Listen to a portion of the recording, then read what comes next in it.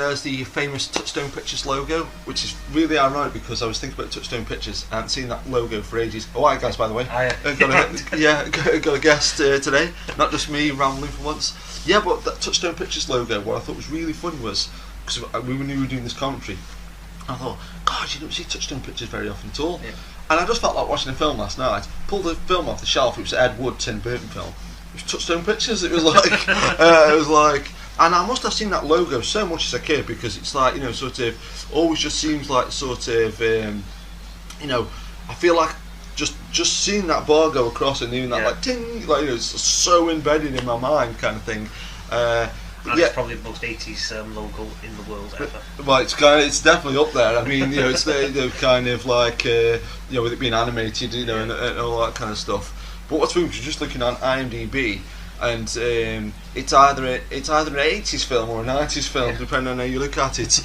But what's really interesting about that, though, as well, that's almost perfect if you think about it as well. Because we've been talking about doing commentary for a while now, haven't we? Yeah. And quite often, more often than not, when we talk about films, we've got this weird middle ground, haven't we, where, like, 'cause I love 80s stuff, you love 90s stuff, and we nearly always kind of meet in the middle somewhere. So that kind of is perfect for this film, really, because it kind of meets in the middle. It's like an 80s/90s. But I do kind of like that, though, where there's quite a few of my favourite films that were made in the 80s, like 1988, 89, and then came out like 1990, 91. Like, say, Don't Tell Mom the Babysitter's Dead. I always think of that as an 80s film, but it's like 1991. And there's a couple of films just on that crossover period where best of both worlds, like kind of thing. But have you got like an origin story for this then? Can you remember where you first saw this? I think I first saw it when it was on TV, when, like probably mid-90s. Didn't go to the cinema a lot when I was a kid, and so we used to get really excited when things came on the 4 terrestrial channels. And but what's funny about that, though, it's funny you should say that, because like, obviously I used to rent a lot of videos, go to the cinema and stuff like that. But I'm pretty sure I saw this first on TV. I maybe rented it, but I'm sure I saw it first on TV. And you know how I can link everything to like either an event in a movie or a movie in an event? Yeah. But something I nearly always, without fail, think about when I think of Turner and Hooch is New Year's Eve 1999. Because I always remember getting really drunk. It doesn't even sound like me. But Turner and Hooch being on Central. Yeah. I don't know why, it just sticks in my mind. And I'm trying to think what's the bit I can actually remember seeing. I think the bit where he's getting Hooch on the like the big sort of metal walking lead kind of thing is you know what I always think of when I think of this film. But one thing about this proper like geeky sort of film studency type way of looking at it.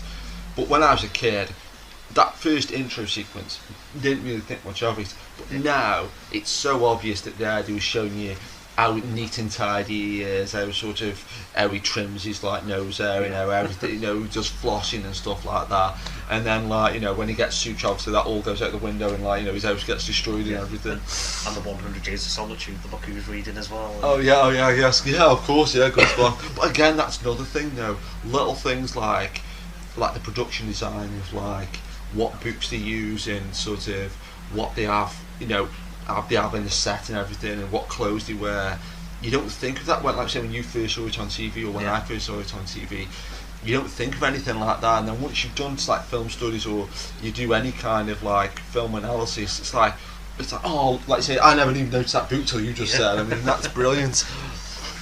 And I must be slipping in my old age, but something like you just, you know, I guess it's, you know, maybe accessible to everybody on IMDb, but I didn't know Henry Winkler was the original director on this. Yeah, neither did I. I literally didn't know until you, like 5 minutes ago, and now I thought I knew quite a lot about this film. Yeah.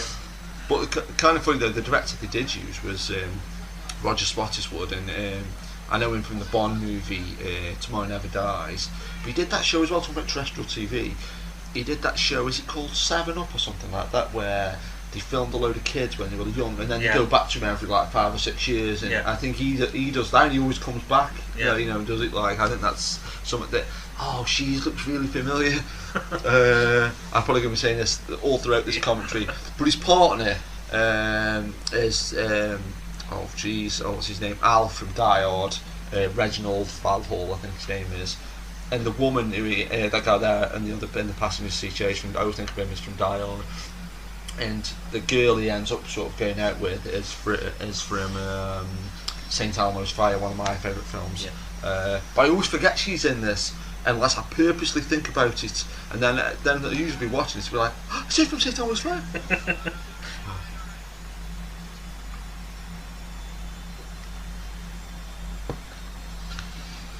Oh, he's got a portable vacuum cleaner. What's funny, every so often I intermittently always mention them on commentaries, but Florence and Cecil, who obviously just lived across the road from me as a kid, they were one of the few people I knew who had one of them portable vacuum cleaners like that, like a Black & Decker one. Yeah. And it was just like, you know... And whenever I see that, I just think of the old Dustbuster adverts. Oh yeah, God, yes, of course. But you know what though, we should say that, I don't know why the hell that's just reminded me, but it has.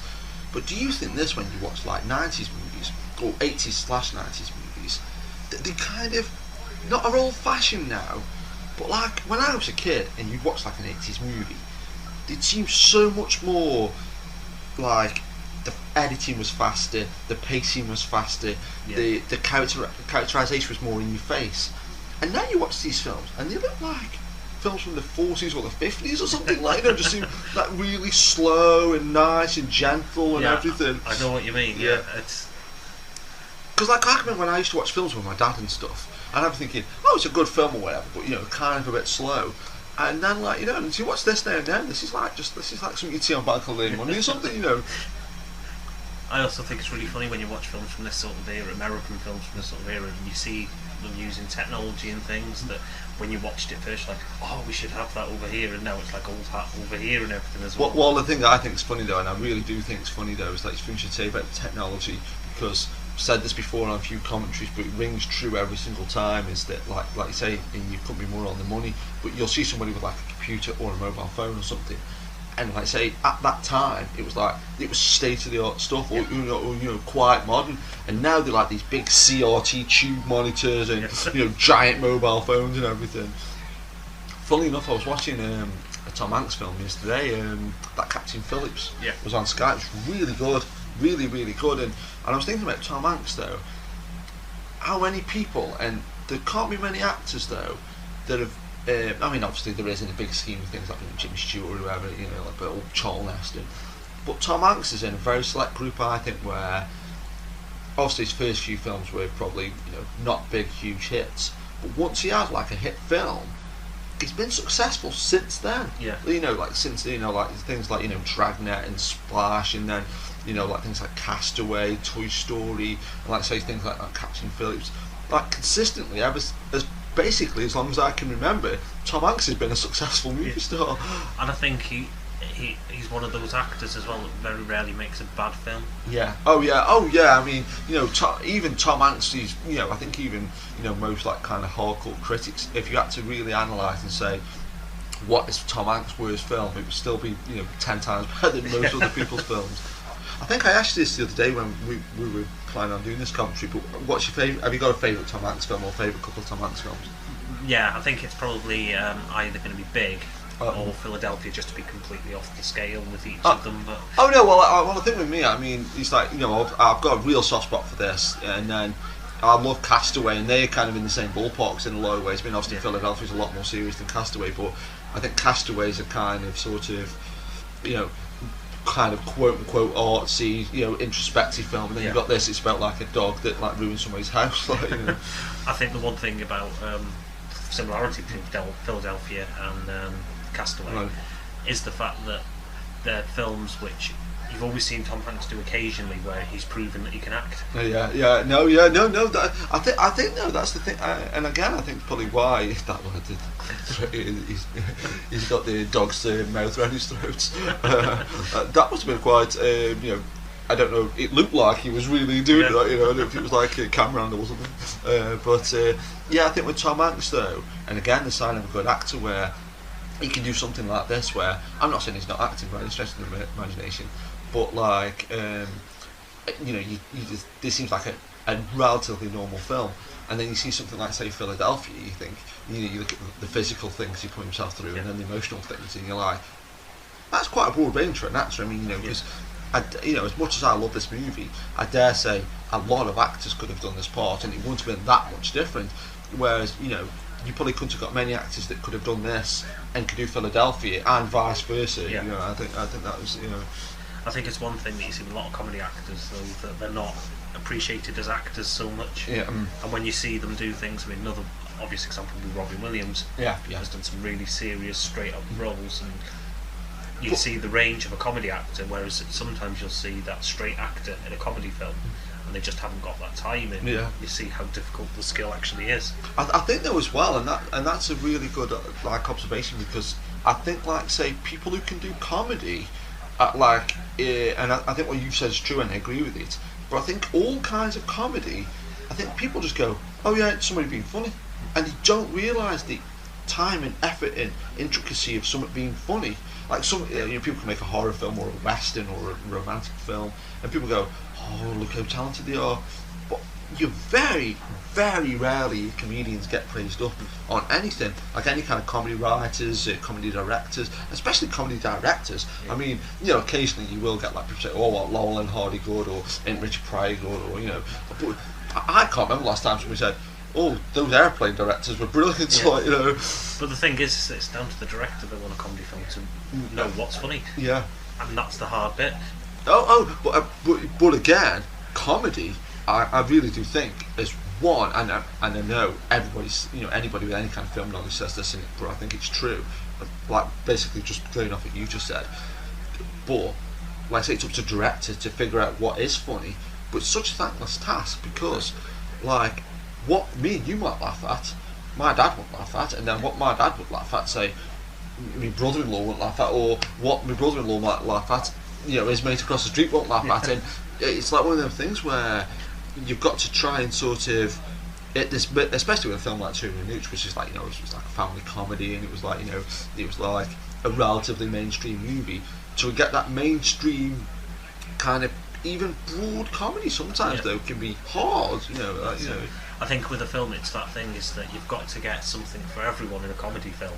If you compare that to, say, stand-up comedian, they're going to have their fans that like them and people that don't like them, but you can't do that with a film. You need to get something for everyone, otherwise it just won't be a success as a film. I quite like that anyway, because like I say, I absolutely adore Richard Pryor. I think he's one of the most talented people that's ever lived. And when you see somebody like Richard Pryor, even he kind of brought his stage act to his film, but even he had to tweak it slightly to tailor it to being in a movie. And I'd say that is a good observation, because Robin Williams, we're talking about Robin Williams. Yeah. You see Robin Williams on stage, and he's like a million miles an hour, and he's like, just like, talk. And then you see his films, and especially some of his more serious films, and it's like, wow, is he the same guy? Like, so you watch him like 1 hour photo, and like then you watch him like Mork and Mindy or something, like, wow. And then I think it was interesting as well, the series Louis, where he did the guest appearance on that. Oh, of course, yeah. And seeing almost a real side of him, but still that comedy tinge and that serious tinge at the same time. And I think it was a really interesting angle to bring a character like Robin Williams in on, because it's just, I don't know how to explain it. It's sort of like seeing both sides of an actor like that, which obviously I would compare him a lot to Tom Hanks in his sort of body of work. Yeah. He's gone from the absolutely ridiculously slapstick comedy up to the most serious things. Well, I think they both started off on TV as well. Yeah. I think was the Tom Hanks thing called Bosom Buddies, and obviously Robin Williams was, obviously Mork and Mindy and stuff. Yeah. I think we talked about that the other day. I think it's definitely worthy of a mention. But I still can't believe that Mork and Mindy is a spin-off from Happy Days. I know. It's like every time I read that, I think that can't possibly be right. But I think this seems like this as well, because I know it's a PG, which obviously I know, especially in older PG films, there's quite broad, and you get some. But I think this is something that I'd forget about in this film, where obviously it's central to the plot.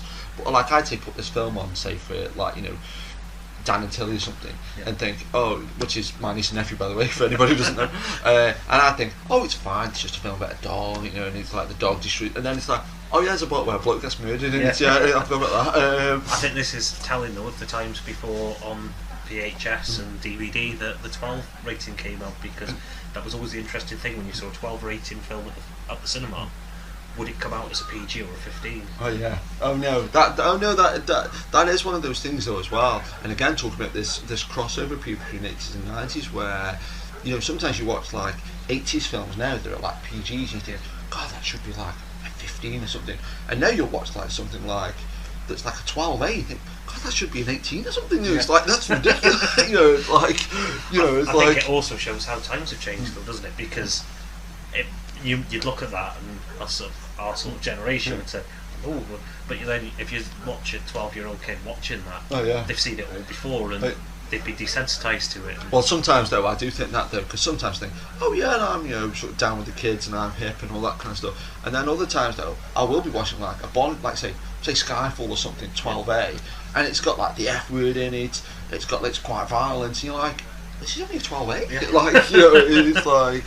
That's one thing as well. I don't know his name, but like that guy who plays Hooch's owner, I kind of like actors like that though. They got them proper grizzled faces and they're like about like 800 years old. Like, it's completely random. But it was Harry Dean Stanton's birthday yesterday, and he's the guy out of Christine. I think he's in the Ant and Dec film Alien Abduction, and he was 88 yesterday, and it's like sometimes I think, wow, like, you know, it's like he was born in 1926. You know, it's like this is a great scene as well. And I'm such a sucker for stuff like this. And I was thinking about it as I was walking down, but like films with dogs in them, I don't think it's because I grew up without a dog. Well, I had a dog when I was really little, named Patch, and allegedly he ran away, quote unquote. So I assume he got run over. Thinking about it.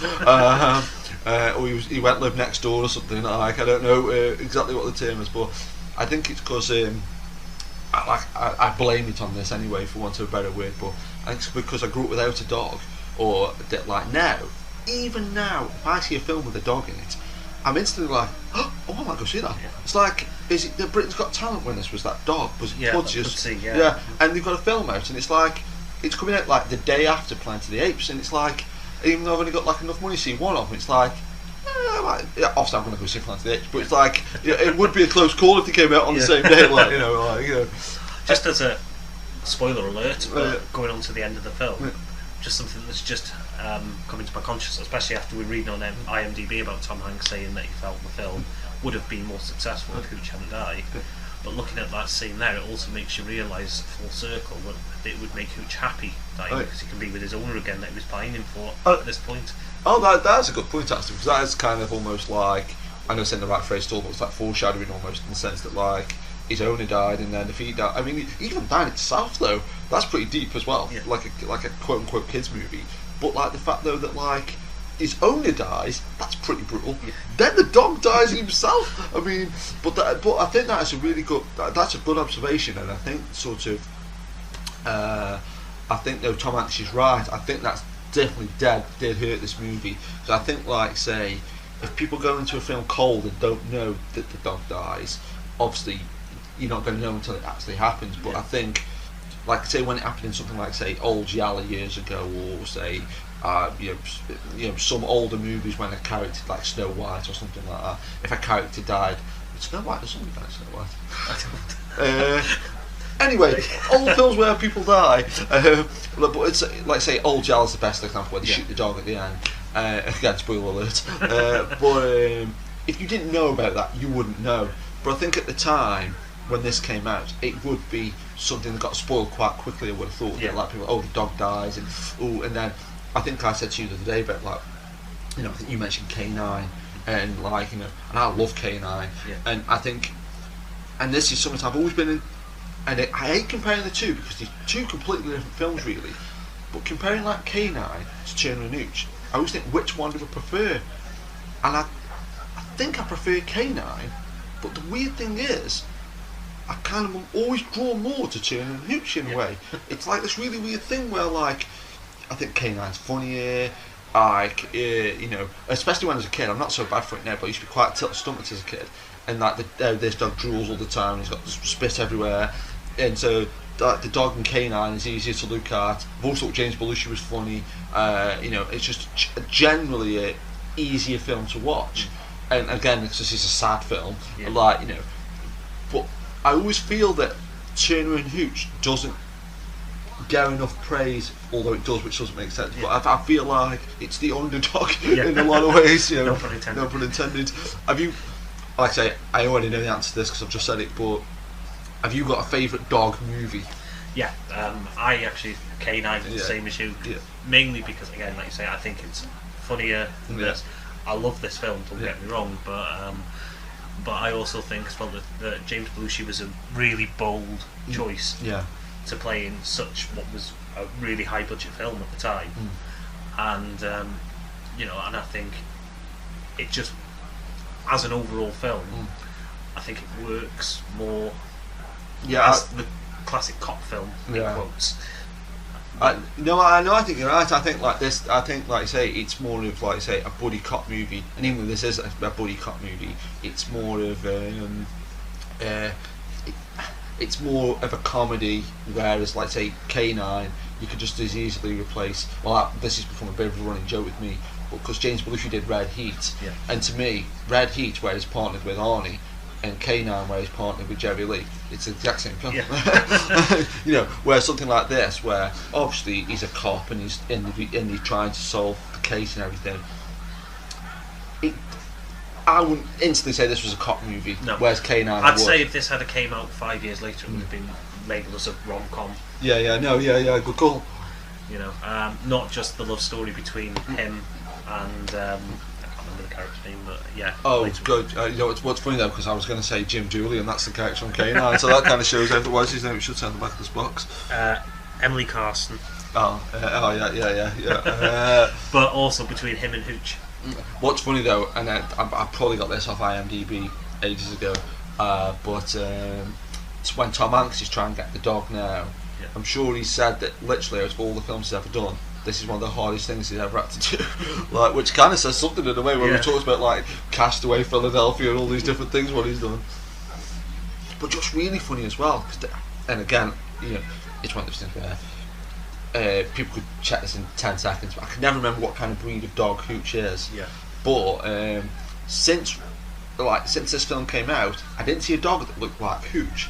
And then the last couple of years, I've seen. Is it? I'll let you read that. It's a Duc de Bordeaux, most ancient. It's a French dog, a French breed. I never would have thought that dog was French, and I must have read that. It's not wearing a beret.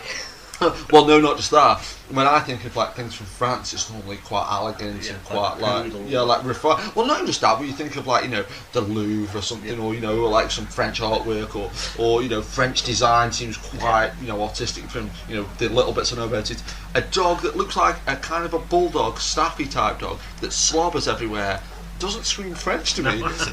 But good call though, guys. Found that really quick. Yeah, I've seen a couple of dogs recently that look like Hooch. I don't know, obviously, if you put them side by side, obviously, even like all German Shepherds or all Great Danes, they all look similar to a point, obviously.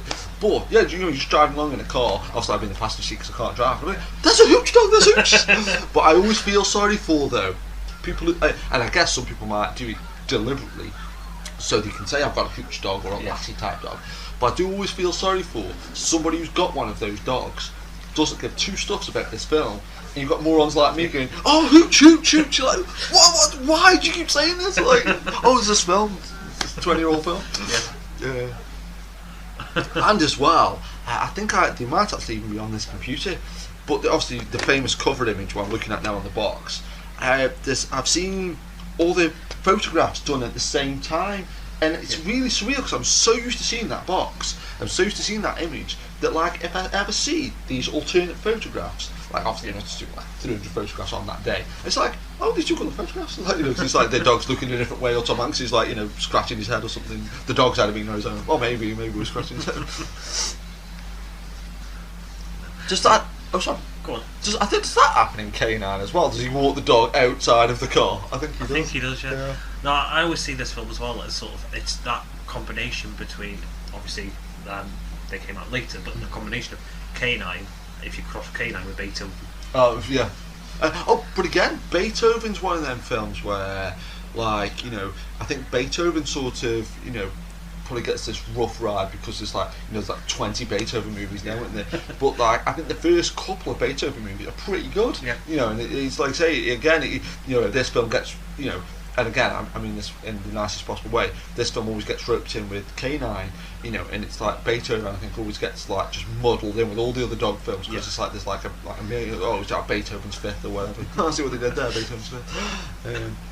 Talking about Lassie, there's Lassie. Yeah. Oh, but you know what? That's another thing. They're talking about, like, say, films where if you don't know anything about film, like, or when you're a kid and you watch it, you go, oh, there's a dog that Hooch fancies, and the dog is really ridiculously female looking. It's like a dead slim dog with like long hair, and it's like, well, that's just mental. Like, you know, it's like, why can't the dog just be a Hooch that looks like Hooch? You know, like, you know. Although the one thing that this film doesn't do, which I've seen other films do, is that they haven't made the dogs look like the owners.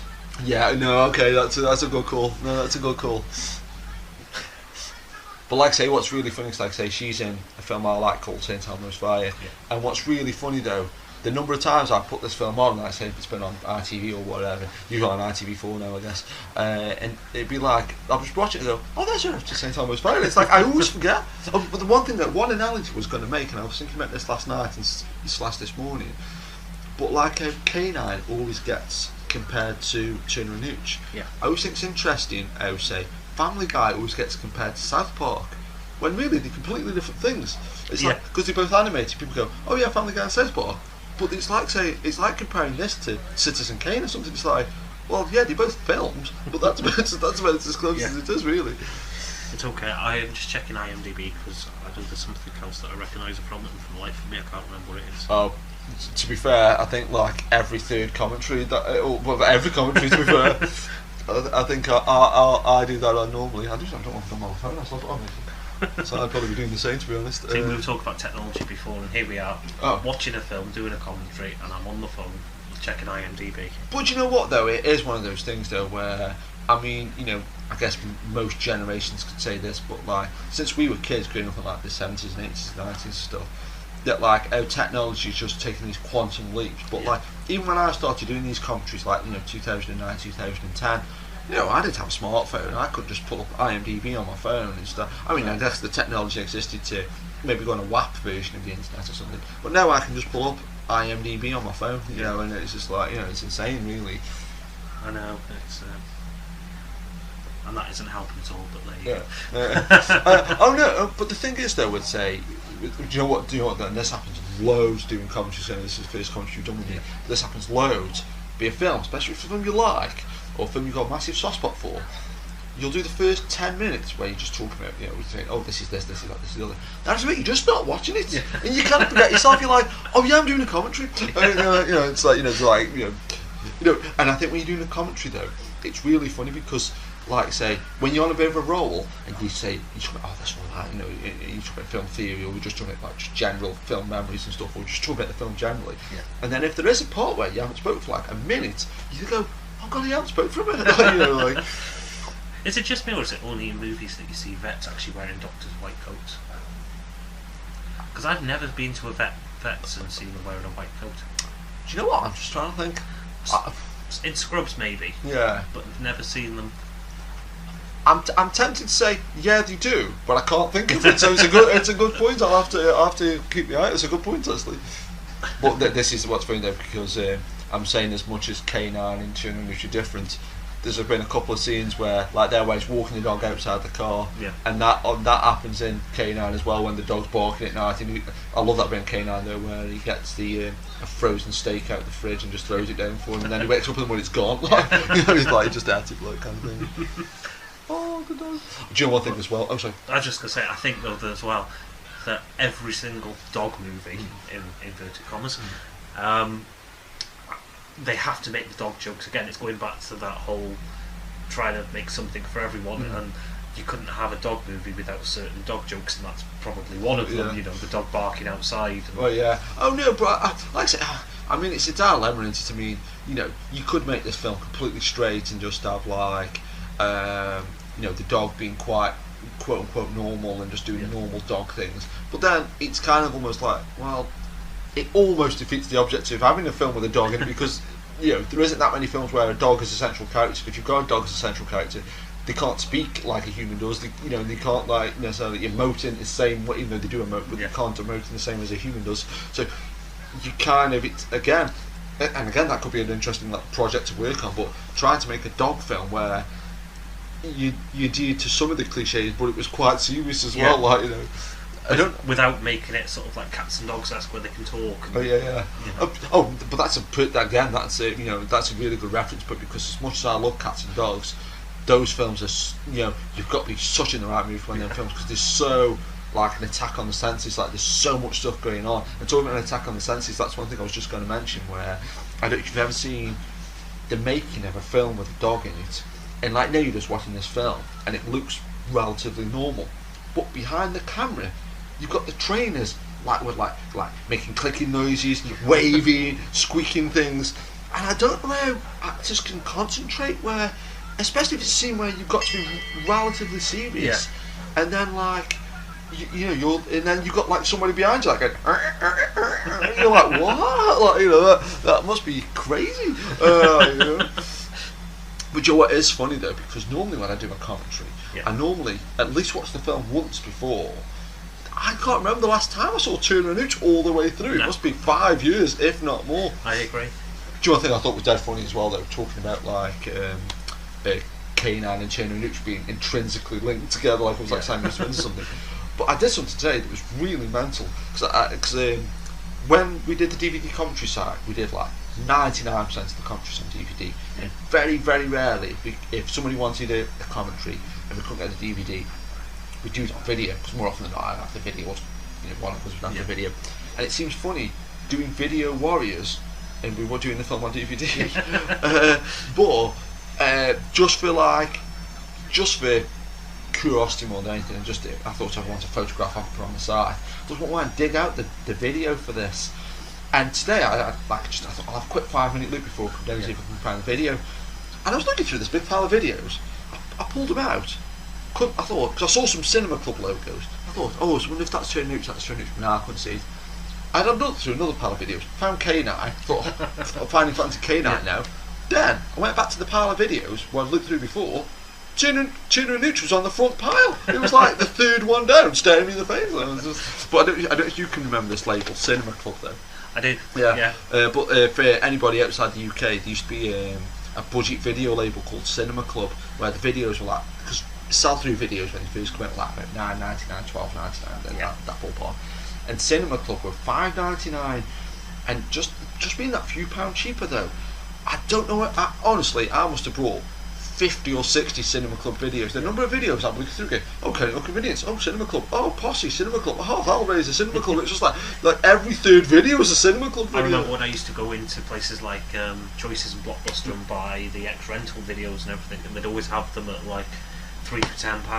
But what you have thrown in there would be some like brand new Cinema Club videos that have been on the shelf for ages as well, so they'd pile them in with the big box ex-rentals. That's I always love stuff like that though, because like it is that thing of, again, it's and I was thinking about this when I was coming down, because you know where like you live, you're quite close to like a few shops, aren't you? Yeah. And there's a little convenience shop that used to be around the corner, and even a couple of years ago that used to have a little video shop, didn't it, built into it. And I think it's so amazing though. The dog's destroying the car, which is what the interesting point we made before about this as well. Oh yeah. About the fact that Tom Hanks' soundbite from this was used as test soundbite for Toy Story. Oh yeah. And convinced him to play Woody in Toy Story. Well, if you think about that, then isn't it kind of funny though that like obviously Turner and Hooch was successful, it made money, but something like this influenced Tom Hanks to make a film that made billions of dollars. This is like say this is a film you can see on TV. You'd all live better than I live. But like say this film influenced the animation of Toy Story and one of the lead actors to be in it. Which also links into another very underrated comedy actor, I think, in Tim Allen as well. Oh yeah. I mean, Tim Allen's actually weirdly as well. I love stuff like this when we do comedies, because I love how everything's got like this weird connection to it. Everything seems to be connected with something else. Yeah. And Tim Allen made a film where he was a dog. Yeah. Is it called The Shaggy Dog or Shaggy Dog Story? Something like that. I always remember the poster for that though. It was one of them posters where it was an amazing poster, but dead freaky, where they got somehow CGI'd Tim Allen's face onto this dog, and it was like this weird thing where it was like kind of like it looked dead cool, but it was like that dog looks like Tim Allen. And of course he played Santa. several times. Oh, jeez, yeah. You know what though? That's a very select group of people. How many people have played Santa and a dog? And then you can connect that back to Tom Hanks with Polar Express. Polar Express. Oh, jeez. Bloody hell, God, that's weird. Cool, girl. I don't eat the car. The car. Do you know what's really funny though as well? And I don't know, I could be talking, I could be, slandering the filmmakers here, but I wouldn't be surprised if that was really hard to do to get that dog to do that. I bet they had put something in there, or because there's always one film I really like called Cujo, Stephen King film. It's about a St. Bernard that gets rabies and goes insane. Yeah.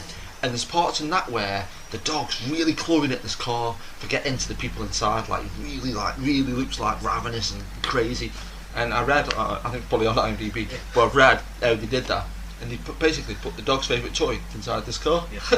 it's like it was right to that. The link to K9 as well. I'm sure there's a line in either K9 or K9 2 where he says, "What am I telling you for? You're only a dog." Yeah. So another link there as well. Do you know what's funny though? I'll just say it while it was on screen. But that scene there, nearly every time I buy cat food for my cats, and he was looking at the dog food, they're going, "Is this dog food like?" Because it's like steamed vegetables and really nice. And when I go get cat food and it's like slow roasted duck in tomato sauce with basil, it's like, what? It's like, wow. And I nearly always think of Turner and Hooch. It's like, or another thing I always think of Turner and Hooch for, not so much with cats, but people who have dogs, where you go in the pet shop and they have these huge big bags of dog biscuits, and I always think of Turner and Hooch when I see them posters, when he throws them in the trolley line.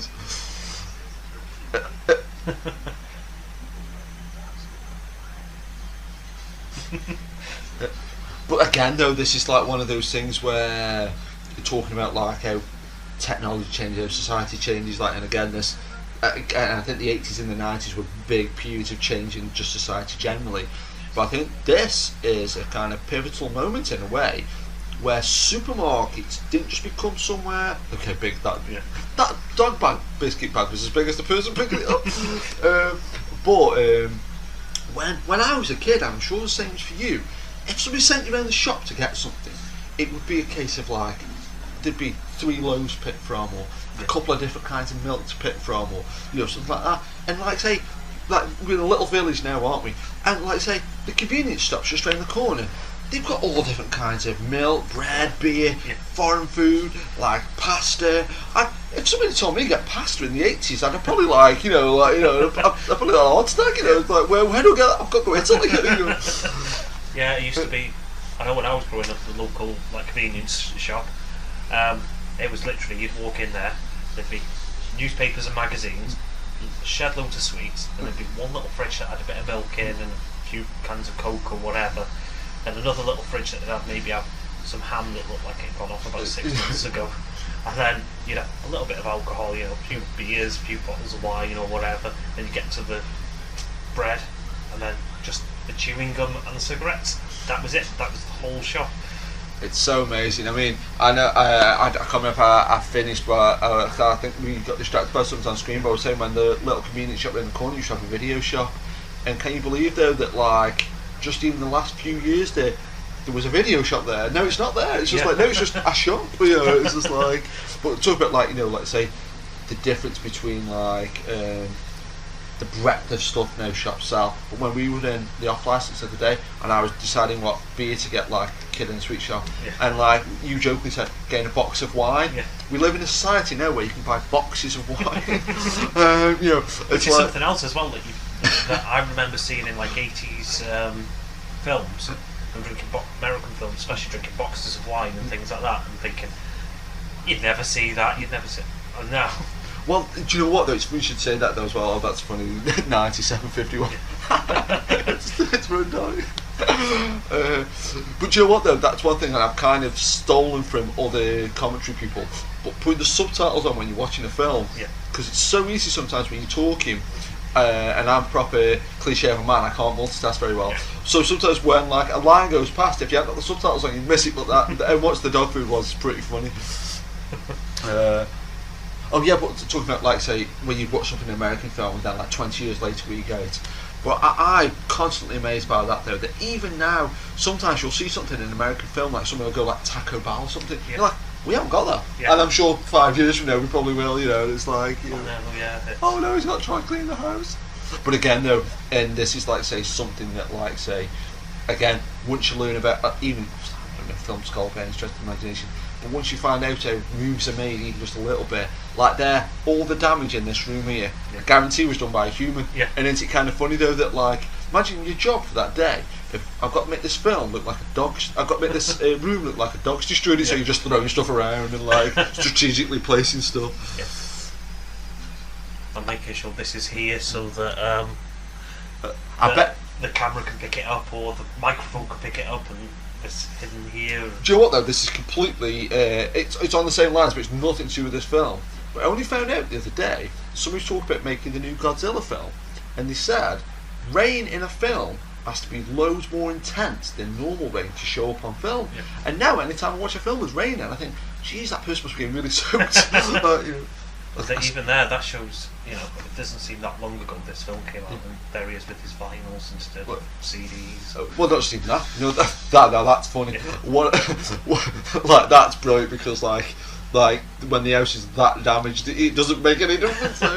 But what I thought you were going to mention was the soccer ball, because like there's always there's 2 myths in films that get perpetrated loads, is that vinyl didn't exist after 1971, and Americans don't know what soccer is. And look at this 1989/1990 movie, soccer ball. You know, I love it when he's fine. I think he just wrap the dog up in like a blanket or something. Oh no, you can shoot the dog. the film. Although I wouldn't put it past, because obviously Americans are very clever about things like this as well. They would have known that the '94 World Cup was coming. Oh, you know what? That's a good point actually, because. And if you noticed, it was red, white, and blue as well. That is a good observation, because you always know about 4 or 5 years in advance because they've got to build the stadiums and all the contracts and all that. That's a really good observation. That I bet you that might be some little subliminal. Not even purposely, that they might just go, somebody might be going, oh, the World Cup's, we're going to have the World Cup in 4 years, and there's a football line there, you know. I don't know if I mentioned this already, but when we were talking about dog movies, one dog film I can't believe I haven't seen is the Chuck Norris film, Top Dog. And the thing I love about that though, and again, this probably was purposely, but one thing I love about just seeing from the trailers I've seen of Top Dog and the poster is because Chuck Norris is this manly man, and he was Chuck Norris for God's sake. And then the dog they're paired him with is like this small, tiny, little, like, you know.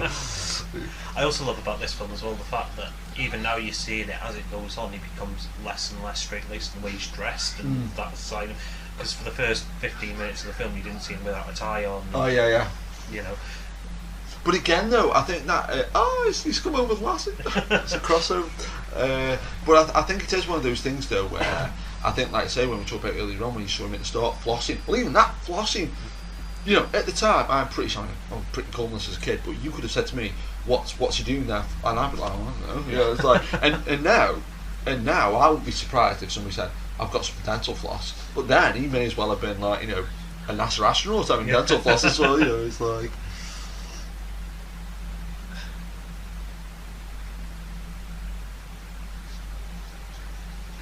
Nice, quite crafty.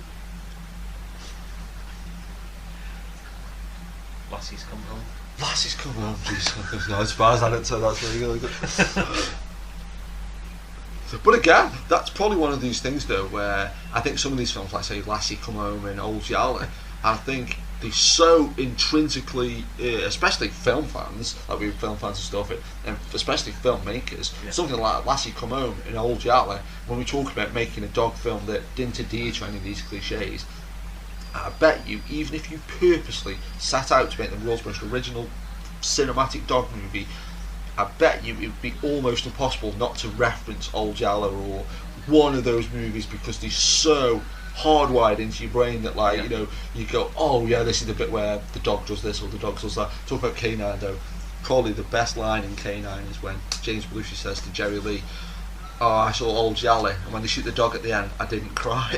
That's so brilliant. Like, see, it's even little things like that, like talking to the dog. everyone would bring that back into another film, like when they're talking to the dog like it's human. They do that in K9, they do that in Turner and Hooch, or whatever. And I just don't think you could make a dog film without someone talking to the dog like it was a friend or a partner or whatever. Oh no, it is one of those things though as well. And like, you know, like I say, we're not growing up with a dog, but like since having cats myself and then seeing other people with dogs, it is really fascinating though to see how people either interact with them at all, or just how some people aren't bothered about dogs, some people really love dogs and cats and stuff. And I'm really amazed, because I always thought like most people are basically the same, but I always thought, like, you know, because you, like say, when you watch this film, you think, oh, Hooch, and I go, oh, Hooch, and then the amount of people that are like, do you like dogs? Like, yeah, it's like, what? Like, you know, you don't like dogs, like, you know, it's like, out of that. Well, I mean, I grew up with dogs as well. Oh, do you have dogs? Yeah, I have a dog when I brought up. Yeah, you would do that. You'd just be just the two of you in the house. You'd find yourself talking to it like it was a person or whatever when it's following you around or whatever. But I guess, I mean, in a lot of ways though, I can't really see how people can't do that. I mean, I've always thought, like, and I must have mentioned this on some commentaries, I'm not sure, but I've always thought people who have dogs and really talk to them like they're a person, like, did you see on the news about the FT index? You know, and like, that's a bit mental. But people who just talk to the dogs like, hi, you alright, or oh, I'll be back in 5 seconds, like, to me that's fine, you know. But like, I don't understand how you can't talk to the dog on that level of like, because I think they understand, like, you know, that, oh, do you want something to eat, or do you want to go for a walk, or do you want to floss, or do you want to play, and stuff like that. But like, say if you say to a dog, oh, I'm not going to Barcelona for 2 weeks. They're like, what? But I don't know if you find this with the cats, but you'll sometimes, if there's something that's really annoying you, and you'll vent it to them like you were talking to a person or whatever, even though they've got no idea what you're on about. Do you know what, one thing I think they do definitely notice is if I don't know, say I come in and say I bang my foot against the door, and you go, oh fuck, and, you know, and I think they can tell if you're not quite, you know, if you're doing something different than you normally do. They react to it. And something though, one of my cats and Napster did the other day, and this was so funny because they very, very rarely, well, my cats anyway, very rarely react to anything on TV. Like, I brought a video from a charity shop once. It was like the first advert made for cats was like some Whiskas promotion. It was like 10p or something. Got it, put it on, put both cats in front of the TV. Nothing. I put like YouTube clips on where they say cats love this stuff. Didn't react to it. The other day I was just flicking through the TV randomly. Got to, I think, the ITV4, so if I'm watching something to put the ITV4, the Four Musketeers was on. Watched it for a couple of minutes. Napster comes in, sits down, starts watching it, and you could tell he was really what he was like. And I think the only reason being there was like a sword fight on, so it's probably just the sound and the movement and stuff. But like, say in 15 years he's reacted to 3 things. One of them is a crazy Three Musketeers sequel. Now he's going to drink and drive. Just seen him drinking a beer, now he's going to get in the car and drive. Do you know what though? It's funny you should say that though. Like, you know, sometimes I know we've been talking about different stuff anyway, but don't really like them too far off base. You know, we talk about films, but you know, like there, he's drinking and driving. Imagine the controversy now.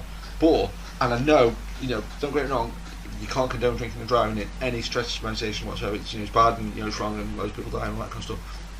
But I saw the quote unquote best example ever of drinking and driving in a film the other day. I was watching an 80s film called Murphy's Law with Charles Bronson. Charles Bronson got up, first thing he did was open a bottle of Jack Daniels, start drinking it. Somebody offered him something to eat, he refused it, so he was drinking on an empty stomach.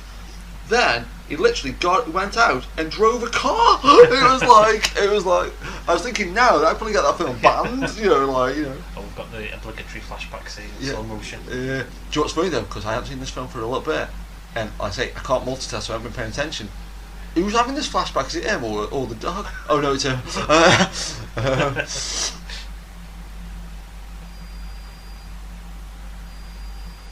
But what's really funny though, because I say, I mean, obviously, I can remember this film and I kind of basically know what happens. But that said, it's like just this little, you know, just this last bit before the final third reel kind of thing. I can't, you know, kind of hardly remember this bit now. It's like, you know, it's almost like, oh, he's in bed with the dog. It's like, it's like he thinks he's people, and that's just Tom Hanks. What? No, it's. had that look as if to say, "What, you waking me up so early?" Well, yeah, that's true. Yeah. How'd you get a dog to make a look like that? But that's a good point though as well, because that's one thing there where I think these animal trainers do not get enough credit for that. Like, you know, you see a dog ripping a car apart, you know, you think, oh, you know, you just, you know, I don't know, you spray it with beef spray or something, or gravy or something, or you know, they just might do it anyway. But like, say, how would you get a dog to kind of look at the camera like that and kind of just kind of, you know, cock his head a little bit, you know, like, you know. I've got to admit, this is a sentence I wasn't expecting to say today. This is probably the film where Tom Hanks is in his pants the most. Yeah. But, you know, if there was a market for it, you know. But, you know, I bet that was hard to do, because, like, obviously, I bet the dog, you know, just thinks he's playing or whatever. Yeah. But, like, you know, I bet that, you know, because I bet that dog must weigh quite a bit. Yeah. You know, just be pulling it around and moving it around and stuff.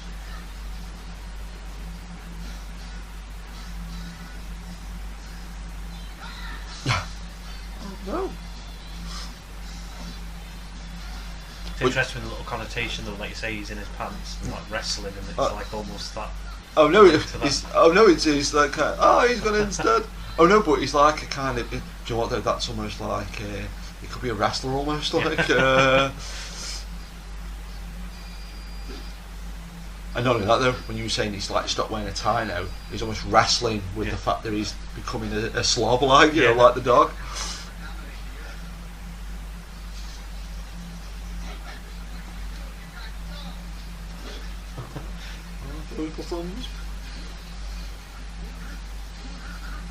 But this is one of those things as well though where talk about, like, say, the pacing of a film, and like, you know, like, say, like you watch films now and they seem loads faster than they were years ago, but this is like, say, a film that was sort of a family film and that, but it seems really slow paced, really. I know we've been talking all the way through it, but like, you imagine a lot of kids now must have been like looking at the watch once, but we're thinking, you know, I guess that they put that in there. I guess it's like with action films where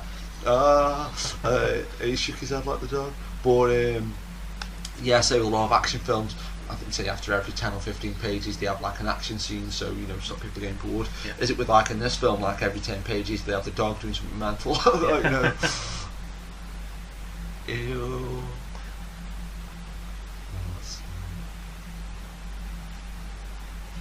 Still have me. But even that though, like, that's one of those things though where, and like, because I do like animals, I feel like sometimes, you know, like people should sort of stick up for them and stuff like that. But like that scene there, bet £1 million that wasn't dog spit. I bet it was like, I mean, I dread to even think what it was, but, you know, like, I think even there, like, he's not got the tie on now, and he's obviously. Oh no, but it is what. But again, though, it is that thing of. I know we've been touching upon it at different points in the commentary, but like, it is little things like that that if you're not a film fan, or if you haven't done any kind of film studies, you would never pick up on that. But it is things like that I think subconsciously go in people's brains, that he isn't wearing a tie. Like I say, you might not even notice it, but subconsciously I think people do. You know, it's just, you know. I quite like as well that it's like, it's in a relatively small town. It's not in, like, you know, New York or LA or something. It's like, you know, it's like some sleepy sort of town, like, somewhere. Yeah. I know. I think it's something that you don't necessarily notice when you're younger watching it as well. Because as you say, like, I haven't watched this for a long time. And if you had said to people, where's Turner and Hooch set? Oh yeah. But that's again where, say, I think K9, I think it's set in, like, it's like San Francisco or something. That, like, it is like sort of, you know, again, why the films are all completely different. You know, they all one and the same, but and again, they're totally different animals. I didn't want to use that pun. I had a feeling I was going to do this. The other thing I always think about when I watch this is the late 90s alcohol pop. Oh, of course, Hooch, bloody hell, yeah. That, for anybody out of the UK, it's this lemon-based alcohol. I could picture the lemon had like a face on it and stuff like that. I remember when I was at university, they used to sell it at the Student Union in pints for £1. Oh, jeez. For £1? For £1. Oh, jeez, wow. But in that fun, can you even still get alcohol pops anymore? You can still buy Hooch as well. Oh, yeah. Oh, because I know that would have been. What's really funny though, because not most of the time, but say half the commentaries they've done, normally have some kind of themed drink or themed food. Drinking hooch while doing this would have been amazing.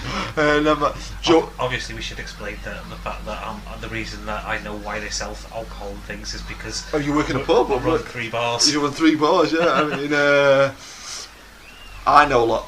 The bit I know about beer is because I'm from a family of alcoholics. I always like things like that though, where that must be very tricky to do. That, like, these long shots of the dog, because like you say, I guess you could throw a frisbee or something. I don't know, but I mean that must be tricky to do.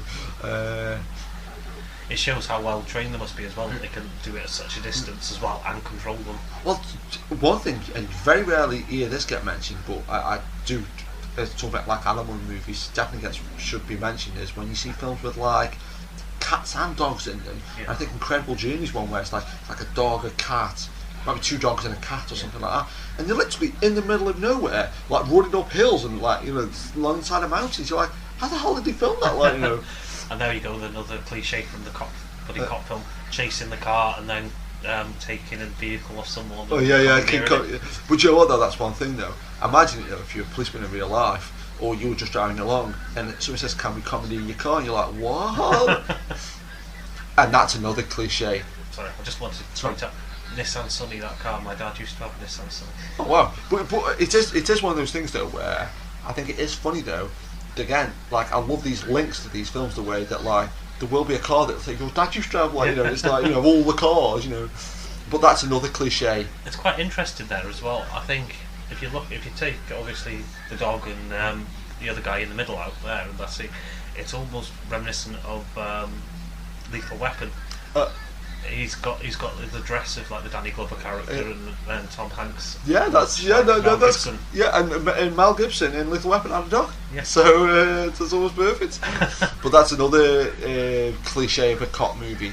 When they commandeer a vehicle, 9 times out of 10, the vehicle, there's something. It's either a brand new car that the guy doesn't want to get ruined, or it's something on the driving test, or it's there's some reason why it's or it's like, I think about Beverly Hills Cop 2, it's like a cement truck or something. It's always something stupid. God, that guy as well. He's one of those guys. I think he's in like Death Wish 3. I think he's one of those guys that's like in a billion films. Like, one thing as well, I'm surprised we haven't mentioned about this, but one thing. I love films like this, but I'm always a little. I don't think this falls foul of it, to be fair. But when I watch an old film with an animal in, I'm always really wary about like animal safety and animal cruelty. And like I say, I don't think this film's been too bad for it. I don't think this film's done anything wrong as far as I can sort of remember, or what we've seen of it so far. But sometimes you will be watching an old film where they like throw a dog out of a window or something, like, no. And yet another cliche, the higher ranking cop getting on their backs about something. And the fact that he's a bent copper as well. But do you know one thing as well? This is one thing. I don't think I've ever had it confirmed one way or the other with movies. But like somebody likes that dog's called Beasley, I think, his real name. But when you've got a dog like that, because obviously take a few years to train, don't you? Probably like 4 or 5 years, minimum. And just for the dog to get to that size and everything.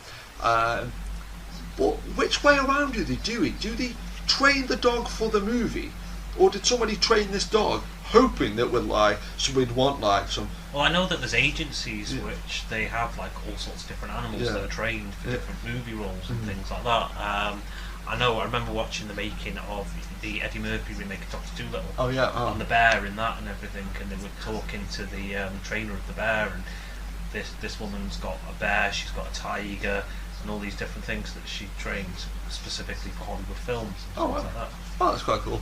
I remember seeing a thing in Empire once where like issue 2 or 3 of Empire, where they were like you talk to like people who get like trained spiders and stuff. It's like, how'd you do that? Like, That's the funny thing though, isn't it? Is that you watch Home Alone, you talk about trained spiders.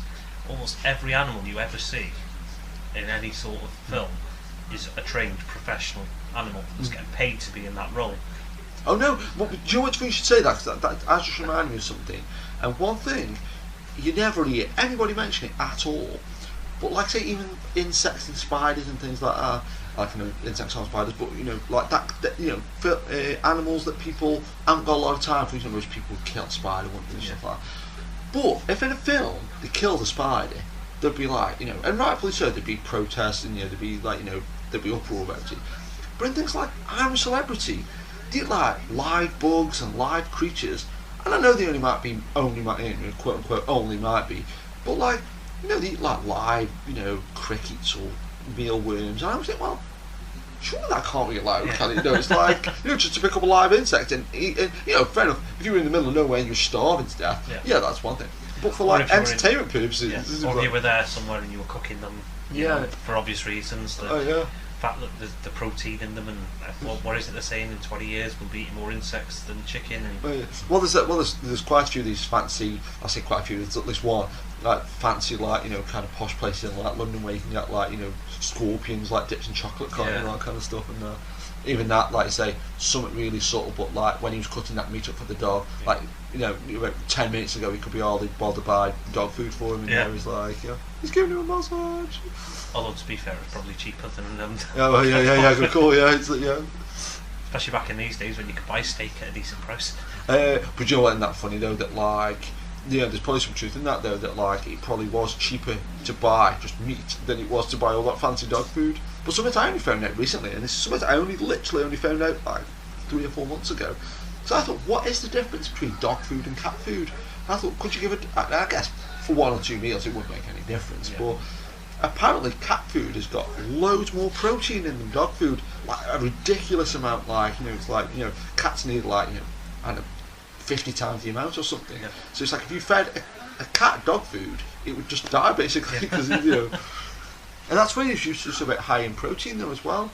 That's something I only found out relatively recently, that like things like say peanuts and things like that are really high in protein, and like meat, and, you know, like I never thought, you know, it's like obvious to anybody with a brain, I guess, but you know, I just never thought about it really. Do you know what though, this is like where, like when we were saying that I don't think this is a cliche cop movie, but now it's gone into cop movie overdrive. It's like they're on some docks, they've got clipboards, they're looking for things as police cars there. Do you know what, there's 2 things though. I don't think I can see them without thinking of films, and one of them's a little bit, and one of them is really. If I see the dock of like a dock like that where ships come in, I think it's quite cinematic. But if I ever see a loading bay at the back of a factory, I think just because I've seen so many films with drug deals in them, or, you know, like vigilante movies where that's where the big showdown happens. If I see a loading bay at the back of a factory in real life, I'm like, oh, film. It's like, what's a film set?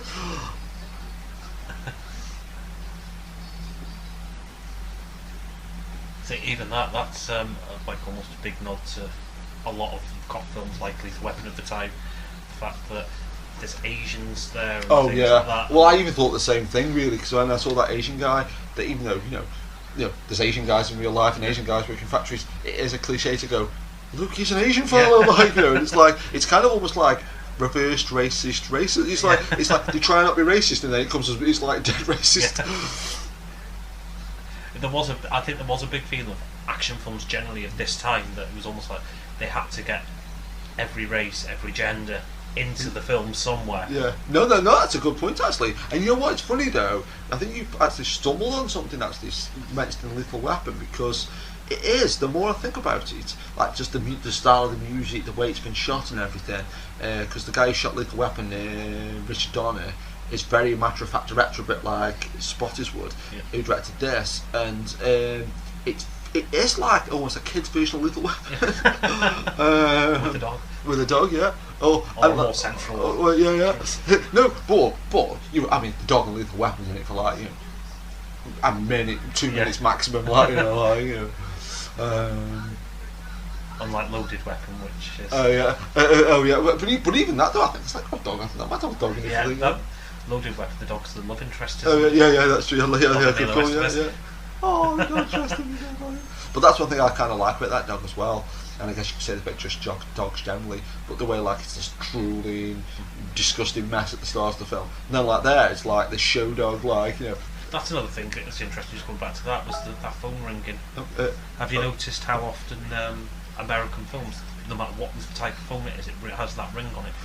I was watching Clerks the other day, and it's an obvious digital, like, phone that he answers, but it's ringing exactly like that. Oh no, that is funny though. It's funny you should say that though, because that ringtone is on like 99% of films, isn't it? And then there's one kind of ringtone. I don't know what kind of ring it is, but every so often I'll be like somewhere, like in the library or something, and I'll hear a phone ring. I'll be like, oh, that's the phone from War Games. It's like it just there's a certain kind of phone. Yeah. I don't know if they sampled it for a certain kind of film or something, but every so often I'll be in like some like office or something, or just be walking past something, and I'll hear a phone that just instantly takes me back to like 1982. Like, you know. Another Lethal Weapon sort of thing, connection here. The dog running along the beach with the main character and the love interest. But you know what though? That's again. You know what though? I'm probably sure there's one on YouTube, but like a version of the Lethal Weapon trailer done with clips from Turner and Hooch, it wouldn't be that hard to do, to be honest. And even Tom Hanks' haircut is it like a sensible version of Mel Gibson's mullet? Like you know, it's like.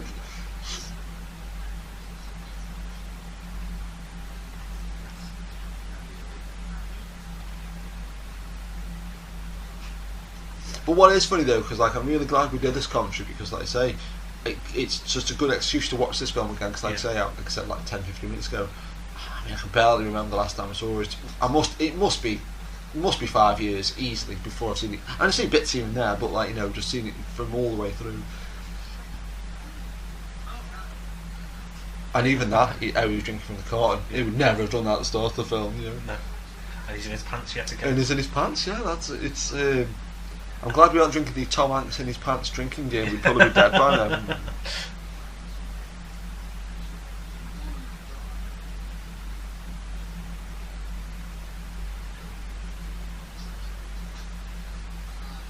What's funny though as well, because like something like again, Lethal Weapon is an analogy, but like Richard Donner directed Lethal Weapon. I can't think of anything he's done recently, and Roger Spottiswoode. I can't think of anything he's done recently. I guess they had a good run at the, you know, they were working for like. Yeah. That's something else you see a lot in films that doesn't seem to happen. That is a little bit dodgy, I suppose. Is how often does the woman or the man stay over off the back of the first kiss? Yeah. Oh no. Yeah, that's true. Yeah, no, that's a good point. Oh no, but again though, it's that thing of like you watch just two adults, you think, you know, you sort of you notice it, and you're probably not even necessarily offended by. But as a kid watching it, what a message sent to kids that like you know, it's like, yeah, if you kiss a woman once, you'll probably stay in your house. Like, you know, but you know that is one thing though. Only just recently started watching this YouTube channel called Feminist Frequency, where this woman talks about like feminism in movies and computer games and stuff. And you know, obviously sometimes when people have got a quote unquote agenda, you know, obviously they're going to be a bit more biased one way or the other. But the more you do watch like say 80s and 90s films, and you do really think, God, what a, you know, even if it's like, say, something stupid men do or something stupid women do, or you know, or the way they sort of talk about animals or the way they talk about politics, you think, wow, these films that were like in like you know, these films that were released in a big way, you know, they could have an influence on people or subconsciously, like, you know, make people think a certain thing. But you know, I mean, I don't know if you'd agree, but I'd say back in these times, back in, you know, mid-90s, this wasn't such a normal thing. It was like, oh no, you know, that instant sort of. Oh no, but actually, probably what I mean. Again, though, it is that thing of like, and a lot of times I don't think like, you know, a lot of, like I said earlier on, I don't think of myself as a small-footed or he's stuck in my ways and stuff. But when you do watch like say 80s, 90s films where things do progress quite quick, like technology-wise, socially wise and stuff like that, there it is like, bloody hell, like, you know, it's just like, you know, you can see like why, say if you were like say in your 50s or 60s when this film came out, you'd be thinking, God, look at these Aussies, or look at these, you know, slobs or whatever, you know. I mean, I get it from the point of view of moving the story along quickly. Oh yeah. I mean, but at the same time, it's just. I mean, what is funny though, and it's a bit almost like say George Lucas with the Star Wars movies, how, you know, he did the first couple of prequels, then like left everything that he needed put into the last half an hour of Revenge of the Sith. And it's a bit like with this, the film's been really slow paced, and I think they just realised, oh crap, we're 15 minutes to the end. Quick, put everything in there. Like, you know, like the stakeout. Oh, classic cop film stakeout. But you know what though, that is something though that like. And why is he wearing glasses when he hasn't worn them all the way through the film? For anything. But you know what though, that is one thing about films though. I mean, as much as I adore films that like the one cliche, for want of a better word, is glasses in films. The way people can take them off and see, put them on, you can see they don't need them, they do need them. It's like, you know. And there's a link again back to Loaded Weapon. Is when he starts eating the dog biscuits with it. And in Lethal Weapon 3, he eats when he's trying to quit cigarettes. Yeah. And I must have mentioned this on some commentary, or just to you probably. But one of my favourite scenes in any film ever is in Lethal Weapon 3 when Mel Gibson Riggs is trying to quit smoking, and he eats an onion. And I don't know what it is about that. It's just the thought of eating an onion like an apple, like it's just like, that's mad, you know. Again, no pun intended, because. Oh, look at that.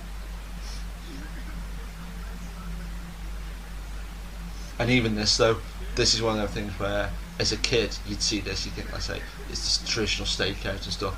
But this is so setting up the next scene where they finally started getting really pally and they're having a good time and they're all like, you know, it's really, and then it's like, you know, it's like, oh no, the dog's dead. You know, it's just like, you know, it's like. But then again, you can look at that from like, this is facilitating his new love with the dogs, with the puppies when they're born and all the rest of it as well. I mean, the thing is though, it is one of those things though where, you know, don't get me wrong, when you said like the Tom Hanks quote saying the film would have been more successful if the dog hadn't died, and I 100% agree with that. But one thing I do think is almost like, I think they would have had to put it in there, else people would have just been too sort of distraught. But the way there was puppies at the end, like you know, it's just like the dog's dead credits, like you know, like you. But then as well, I suppose the one good thing about the dog dying is that it is that sort of finishing full stop to say there's not going to be a sequel. Even though you see the puppies. Yeah. Whereas if the dog had survived, it would have been a bit like. I mean, I like K9 too, don't get me wrong, but the fact that it was almost, there had to be a sequel to K9. As long as it made some money, there was always going to be a sequel. Well, what's always even funnier than that, though, and you're right, and what proves your point, you know, times two, literally, is that like there was a K9 3, and it's like, you know, the fact that like even I'm not a stickler for continuity, and even I'm, you know, that bothered about like, you know, the timeline between, you know, how long it took for him to come out, but you think like K9 come out like 1986, 87, something like that, and then K9 3 come out like 1998 or something, you know, you're like, how old is that dog, you know? And this is one thing though about watching old films like this, like it's not really old, but films that, you know, it's not exactly new either, is it? But like, I always think, is that dog dead now? Like, I always think to myself, like, you know, like try and work out like, what's the oldest dog that's ever lived? Yeah, he's probably still alive. But there's a dog in the thing, it's called Jeb, like this husky Malamute dog, and his IMDb page, he was like born in 1977 and died like 1992, and it's like, what for a dog? That's like, you know, we're knocking on a bit, like, you know. I wonder how old Hooch was when he. He's still alive, guys, don't check. No, do check though. I kind of like in a sadistic way, I won't mind, no. Oh, Hooch. If he's actually listed on. I'd be surprised if he isn't. There you go, Beasley the Dog. It might not say. Hopefully not. Maybe. Died in 1992, born in 1978. So that would. Really? So. It's like 14 years. 14, yeah. Well, yeah, oh, he died a couple of years after. Well, that's. Yeah. Oh, well. Oh no, but again though, like there, like say, when I was saying like which way around did they do it? Did they train this dog in like, you know, the early 80s?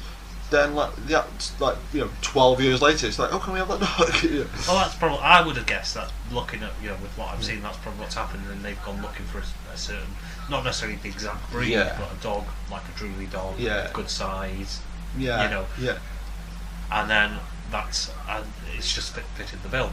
He's already there and trained. I mean, I've got to admit though, like obviously I don't think, I mean, I might have read that fact subconsciously and I just forgot it, but I would not have thought that was a 12-year-old dog doing it, because 12 years for a dog is pretty old, isn't it? I mean, you know, and there's been scenes where it's been running around and, you know, it seems like he's quite strong and everything, so doing 12 years, I mean, jeez. And I was 4 when that dog was alive. I wasn't even born when that dog was born. In that brain, in that mental though, that like, you know, only by a few years. When that dog was first born, you was not on this planet for 5 years. Like,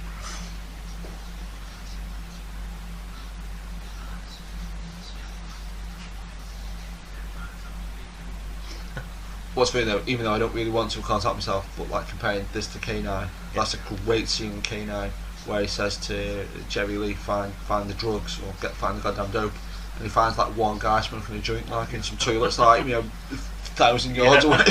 Like,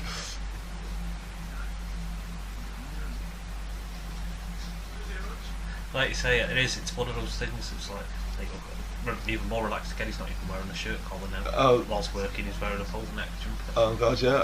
Oh no, but again though, that's like one of those things though where I've got to admit, even I didn't think I noticed it that far. That like, again, it's a relatively simplistic touch, but the further the film progresses, the more he changes. It's not just like, oh, he doesn't wear a tie. He doesn't wear a shirt anymore.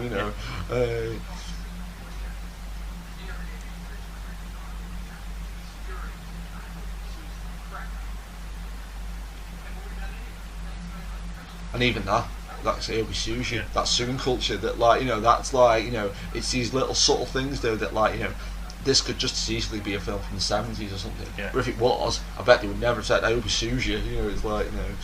And what sort of time of year is it? Because they all seem to be wearing like warm coats and everything, doing heavy labour work, and then they're walking around like it's sort of like late spring or something. But you always think you should say that, and especially it's kind of pertinent to cop stuff. But like, anytime I watch Columbo, he's got this reputation for being like, with this big overcoat on and all that kind of stuff.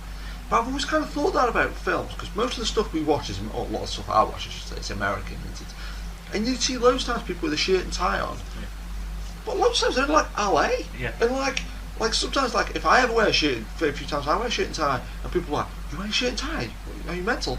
And it's just like, but how hot it must be. I guess they have cold days in LA as well, right? I guess so, all good air conditioning or both. That's it. Look, even there, you see again, going back to that point, he's not as clean shaven as he's been all the way through the film.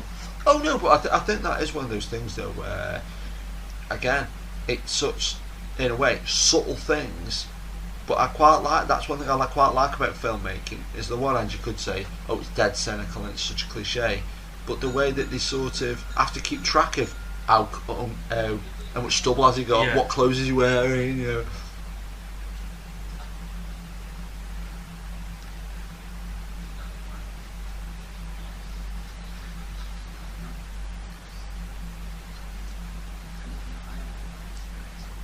But I think it's like now, if you just switched over now, and if you didn't know, this seems like quite a serious cop. If you've never seen this film before, didn't know what it was, you're like, bloody hell, I mean, it's like...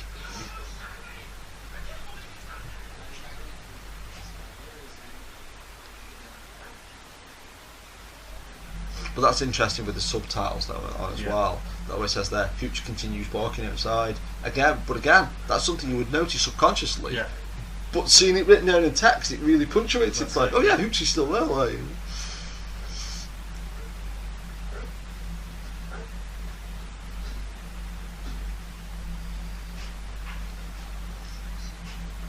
Well, one thing, and I know we haven't been 100% watching this film, but something that I nearly always mention when I'm watching films, especially on commentaries, is people smoking. Yeah. I don't think I've noticed one single person smoking in this.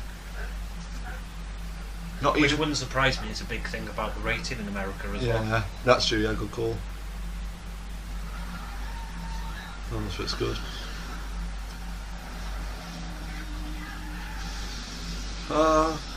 It's like a really violent public information film. Well, I say really violent. They're all really violent. Oh, look at that! I mean, a 12-year-old dog. I mean, bloody hell. But like you say, it's like. This is one of those films that it almost seems like the whole story happens in the last sort of like half an hour of the film. Yeah, did they just forget? Did they just like a genuine mistake? Like, oh no, we should have been. Like we're a bunch of idiots. I do kind of like that though in some ways though, that like I think like you don't hear this phrase very often anymore, but like the phrase drawn out, you get like I remember a lot of like people like my dad or people like Francis Sasson. If a film was quote unquote boring, you said it's a bit drawn out. Yeah. But I kind of like films in a way that are slow and not much happens. Then the last 15 minutes, it just like goes to Drover Drive and like it's like. Like I say, it's all watching it again. It's one of those films that you think maybe it should have been a bit longer, so they could have stretched this out a bit. But it makes you wonder if it's had to be very formulaic in that sort of like hour and 20 minute, hour and a half. comedy film way that a lot of them are. I bet you it was that. I mean, sorry. No, it wasn't Gregory. Oh yeah, no, but something though, and I didn't realise till remember watching Making of Dawn of the Dead, and George Romero on that said a lot of film distributors say they want a film be 90 minutes. Yeah. But once you know about most film distributors, especially years ago, wanted films to be 90 minutes. Amazing how many films adhere to that 90-minute structure. Yeah. Like you can tell it's coming. Once you get to that hour and 15 minutes, you know it's the end of the film. I mean, taking it into music. I mean, I remember back, these sorts of times, especially when most music was on cassette tape and things like that. There used to be record companies out there that would turn around to acts and say, right, your album's got to be a maximum this length because that's how much tape's going to go into the cassette. But I kind of like that in some ways though, because don't get me wrong, I love like really long pieces of music or really long films, but I do kind of like that when you're governed by a very specific like very specific sort of time period or memory capacity of a computer or something, because I think sometimes you'd be a bit more creative that way. Because it was the same with singles back in with vinyl and everything. They could only be so long because of the speed they were playing at, and that's where they say that like, the classic 3-minute pop song came from, because it was like you've got 3 minutes, and then you can put the B-side onto it as well, and that gives you enough time to play the single.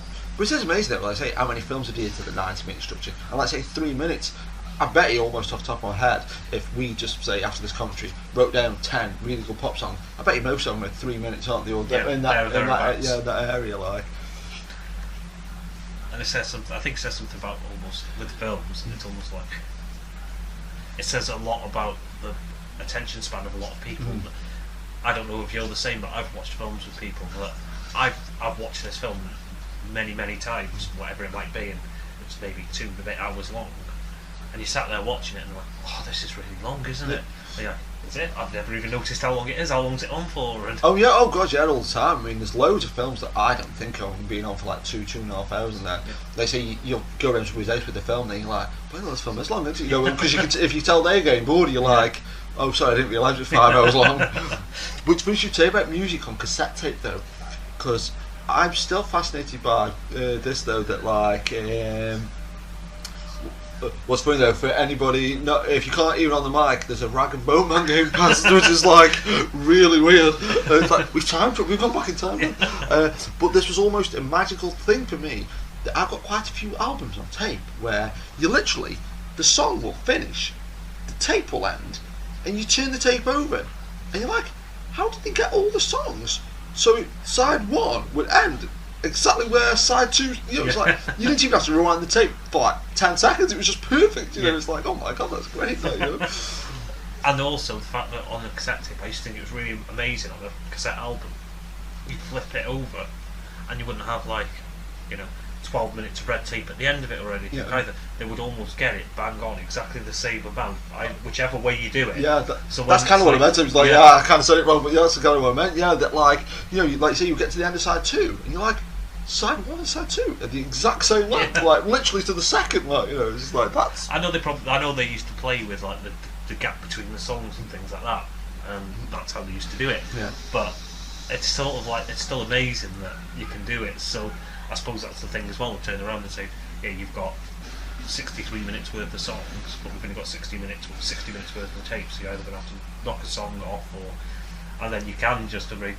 I think that's probably why certain albums have been arranged certain ways when you go back and because if you go back to vinyl, obviously it wasn't such a big thing, and then CD, it's all on one side, not a big thing. MP3 nowadays, but cassette, it was really limited. Well, it's like I always think it's a good example is Tubular Bells, because like on CD it's 2 tracks, but it's only 2 tracks because vinyl you have to turn it over, it's like and it's kind of like talk about like the capacity of a cassette though was I'm pretty sure it was Bon Jovi, but when Bon Jovi's Greatest Hits came out, I don't CD players changed at that point, or they'd figured something out with CDs. But it's very slightly longer than a normal CD, only by like 5 minutes or something really quite minuscule. But I remember it not playing on certain CD players because it was like this weird CD format where it was like And they did this thing as well where what's funny though, because it's kind of almost like I was trying not sort of look at the stream when you got shot. Because I don't think I've ever cried on a commentary, but I don't want it to happen. What was I going to say? Yeah, but there's another thing as well. When copy protection first started coming out, and they did this thing with CDs where they had a thing going around the edge of the CD, like a really little tiny blank track. Yeah. And remember that it meant that you could buy a legal CD, play it in a CD player, wouldn't play it because the first track was like this weird blank track. I had a CD which I bought once, which was really weird with the copy protection on, and on one specific CD player I had. It didn't do it on any other CD player, but there was a big gap between track 11 and track 12. Oh yeah, I've had tracks where I've had albums where I think they put secret tracks on it in there, and they've done it on purpose where like track 11 will finish, or track 10, whichever it is. Yeah, but this isn't a certain track. This is the thing. It's not track 12 is listed on the album as a normal track. But track 11 has got like 63 minutes of nothingness before track 12 starts. And it was, like I said, it worked perfectly on any other CD player. It would just flick straight from 11 to 12. Once 11 finished, it was like the usual, second and a half in between songs on this one particular CD player. And then I found out later on it was because of this new copyright protection they put on that one. That's really, it's very. I always think it's funny though as well. Like if you buy it legally, it affects legal, but you can always guarantee people have just copied it, like to the mates. It works fine. Yeah. It's like I don't know if it's a CD you've got, or it's a CD that came out roughly at a similar time of like an album that you bought. It always puts me in mind of it, but where there's a secret track on track 0. Like I can't think what album it was now, but I remember there being a track, like a hidden track on. And I was like, track 0. Did you get that one? Like I don't know. I know of ones that if you press play and then like rather than back skip, but rewind it if you like. Yeah. That you can rewind back into another track, and I also know that I know of vinyls that are out there that have got weird tracks. If you play the vinyl backwards, that you get a hidden track. But what's funny though, that music just then just reminded me, and it must have been a similar synth that came out in like 1989, 1990. That music just reminded me of Friday the 13th film. It was like this is similar to the end of K9 as well. Yeah, because he gets shot at the end of K9, but he doesn't die. And you notice that you hadn't really had it most of the way through, and you still managed to get the classic cop thing of the light flashing coming round the corner. Do you know what though? That's one thing though. I'd love to be in a car where you just put the flashing light on. I mean, I can't drive, but I'd love to be able to put that flashing light on the car and just bomb off around the corner.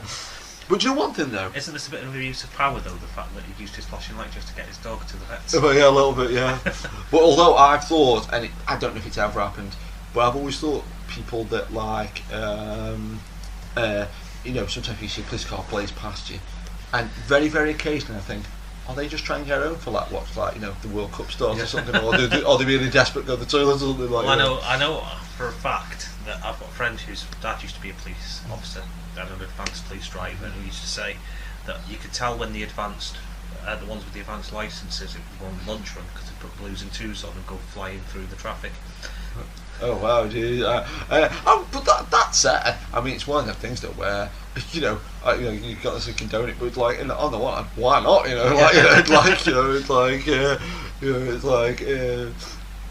I've always liked the idea of though these people who do advanced like driving tests and sort of like, because even like just as a normal driver, quote unquote, I know you can do advanced driving test then, but I quite like, even though I can't drive at all, I quite like the thought of passing me advanced driving test just for pass me advanced driving test, like just for like be a bit cocky. And you can almost see Hooch there saying I'm too old for this shit. Well, yeah, but again, but you know what though? I honestly don't think I've ever thought of the parallels between this and Lethal Weapon, apart from the fact that it's a cop movie. Yeah. But it holds on a lot more than you would think, Well, I'll be honest, until I started watching it again, I would never have picked up on it. Did you watch it last night? No, I mean now. Sorry, watched it now. So I think it's last night. Oh my, he's terrible. I'm sitting like 3 feet away from the other TV. I heard Tom Hanks say that he used the fact that he knew he wasn't going to, because they filmed it sequentially, and he used the fact that he knew he wasn't going to see him again as like, actor fuel, like, and to make him cry. Yeah.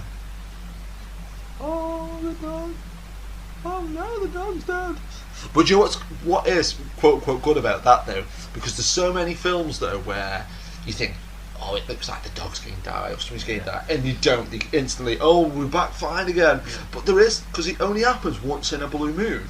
that like you think, oh, he's going to be fine, and the next scene you're going to see Hooch and he's fine. It's like, oh, he's dead. You know, it's kind of like how to get a dog to act as dying. That's quite. But I think that is the thing. Just the fact that he did close his eyes. That even if it was just like the fact that he didn't move very much, or they filmed him and then slowed down the footage or something, that and to do that, and it not because if you ever see footage that's manipulated where they've slowed it down or reversed it, you can nearly always tell. So that footage looked quite naturalistic, and it didn't look. It didn't look like it had been some technical in the editing or anything. So, some jiggery pokery or anything. Jiggery pokery, that's a weird place. But sort of. So that's quite good. And I think directors like, don't get me wrong. I like a lot of modern films, and I think a lot of modern directors are quite good. But I think something like that, a very slow scene with not much editing and not much sort of music and stuff. Yeah. That takes some doing. That does.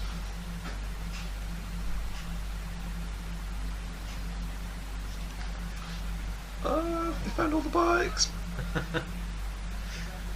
I forgot that was a plot point, that there was all these bikes being stolen. But do you know what though, that's just reminded me, and again I don't like going too far off topic, but I saw a clip on YouTube the other day of a bloke doing a load of impressions, and he was like sitting by another guy with a piano, and they were literally just singing and doing these impressions. Oh, that's quite cool. A couple of days later, he released another video going, oh, it was all fake, look how we faked it. And he got all these people doing impressions, like they recorded it, mixed it in this dead expensive studio. They spent there loads of time doing the editing and messing with the sound. And it was like, I can't decide if it's the best thing I've ever seen or the worst thing I've ever seen. It was like, so we pretended they could do impressions. It's like, okay. I think this is reinforced as well, the fact that it's such a small town thing. Yeah.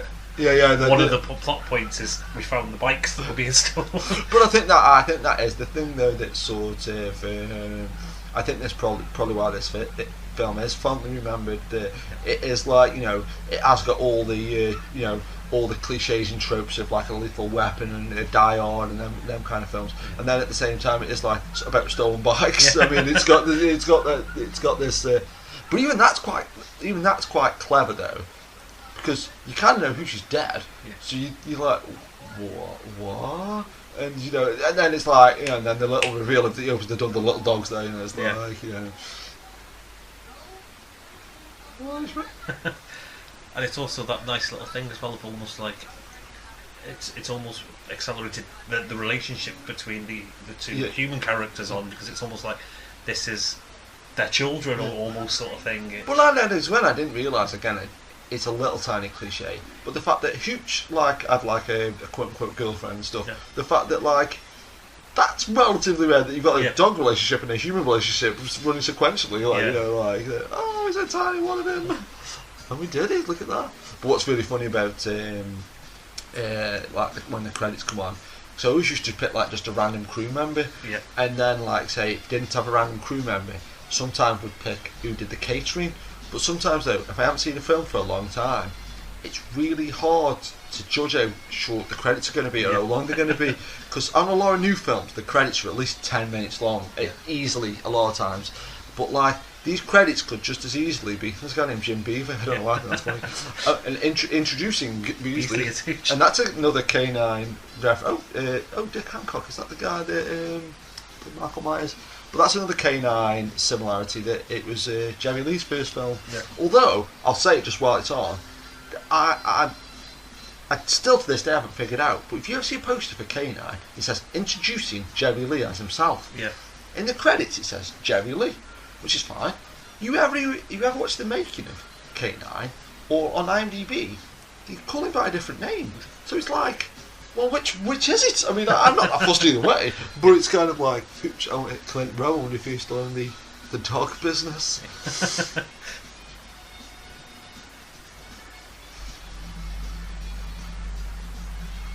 How'd you get a name like that? Sugar Ginger? That's not a normal name, is it? No. And as well, I kind of forgot about this though as well, that he finishes with footage of Hooch under the credits. Like, I mean, I know I'm pretty much the only person that watches credits, but even so, it's kind of.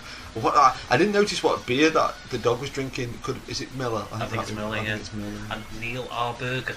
Oh, it's like the Pink Panther joke hamburger from the newer Pink Panther movies.